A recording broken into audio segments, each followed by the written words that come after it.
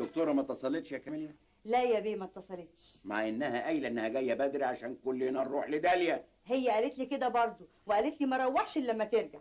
طب ما تتصل بيها في العياده يا بيه. اتصلت ما حدش بيرد.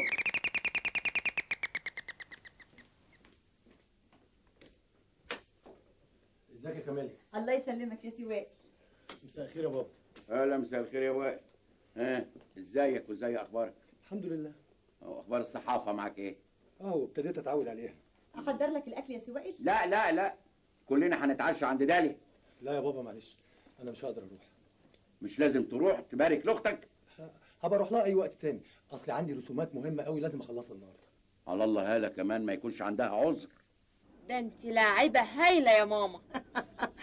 السوق يا حبيبتي، السوق محتاج للبني ادم اللي يبقى صاحي مفتح مدردح، يعرف ازاي يلعب بالبيضه والحجر.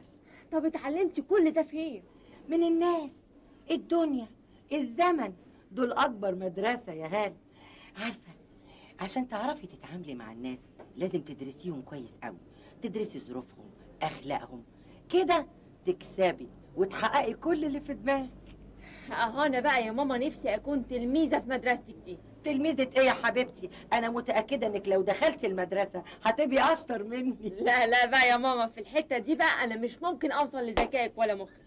طب عارفة يا هلولة، المشروع بتاعي النهاردة انا كسبت فيه كام؟ كام؟ 50,000 جنيه، يعني ايراد العيادة في 6 اشهر. انا بقى من رأيي يا ماما انك تقفلي على الدكتورة دي وتتفرغي للسمسرة. يا بنت ما تبقيش عبيط، دي العيادة دي هي الديكور، هي الشكل اللي بيغر الزبون. طب انا هسألك سؤال بقى، انت النهارده ايراد المحل كام؟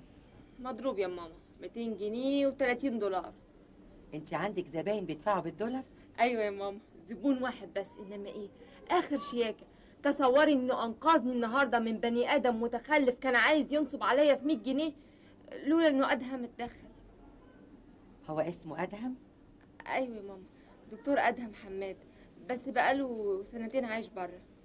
هو دكتور في ايه؟ مش عارفه.